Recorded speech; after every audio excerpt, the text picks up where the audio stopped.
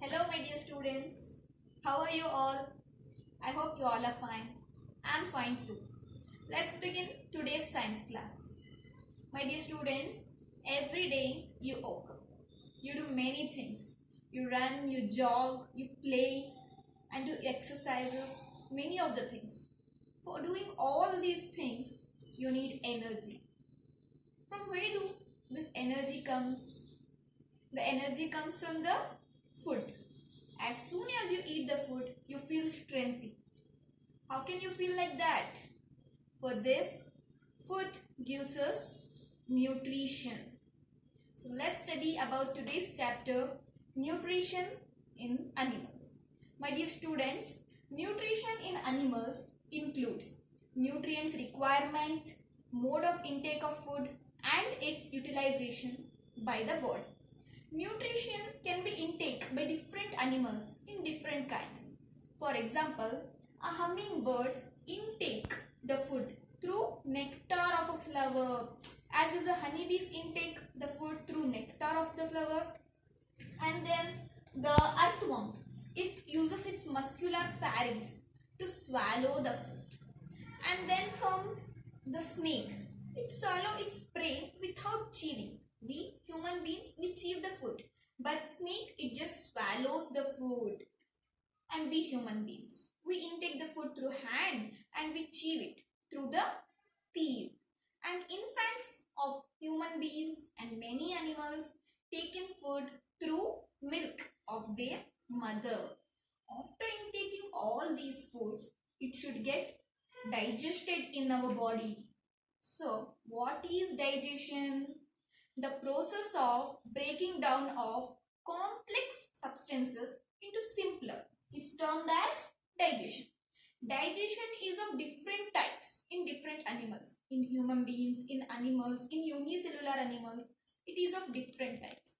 For example, if we take amoeba, it is a unicellular animal. The type of nutrition in amoeba is intracellular. So what do amoeba do? Amoeba, it engulfs the food particles, tiny food particles. It engulfs through pseudopodia. We know pseudopodia is used by amoeba for locomotion and ingestion of food.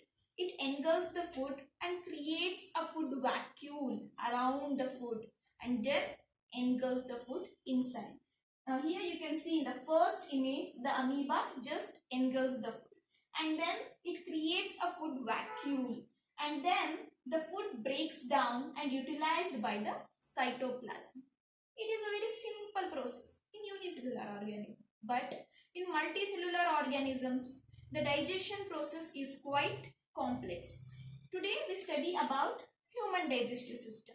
Here you can see the human digestive system, where digestion process is carried out in different levels. First of all, we intake the food through ingestion. What is ingestion? The intaking of food is termed as ingestion. We human beings intake the food, we acquire and we provide the body for utilization through buccal cavity. The buccal cavity you can see, that is mouth. From there the food is passed. The food is passed into the food pipe or esophagus. First of all, we chew the food through a physical breakdown through the teeth. Then the food is passed into the esophagus. So here you can see the food in esophagus is passed through a movement called as peristaltic movement. You can see in the first image how the food is passing. Then the food reaches stomach. Stomach is a thick bag. It is the most large part of alimentary canal. The stomach opens one side to get the food through food pipe and then again it opens another side to reach small intestine. Stomach secretes mucus, acid like hydrochloric acid and some digestive acids. So this mucus helps prevention of stomach, inner wall of the stomach, and we know that acid is present in our stomach. So what do this acid do? Hydrochloric acid. It kills the bacteria which might have entered through the food and allows the food medium So next, this digestive juices, they will break down proteins into simple compounds.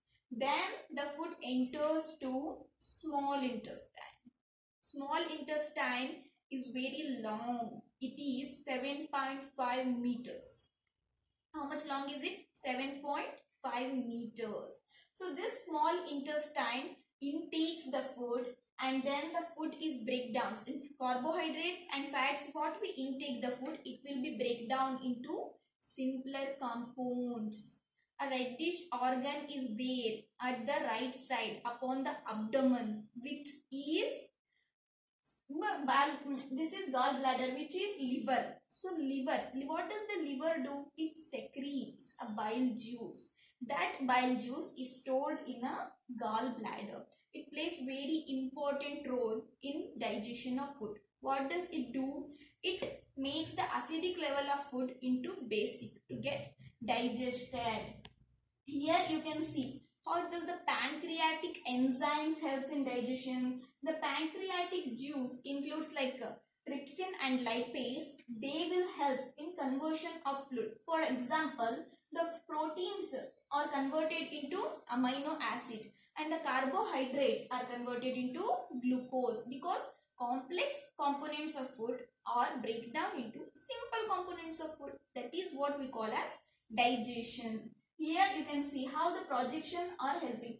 These finger-like projections, which you can see in second image, are villi. Small intestine has numerous finger-like projections on the outgrowth, which we term as villi. What is that? What are the work of these villi? All the food digested will be observed, and then it is transported through various parts of our body. So how? See, you can see here the villi has several blood vessels, the connection with several blood vessels from where the food is transported. The transportation process is called as assimilation. What is assimilation?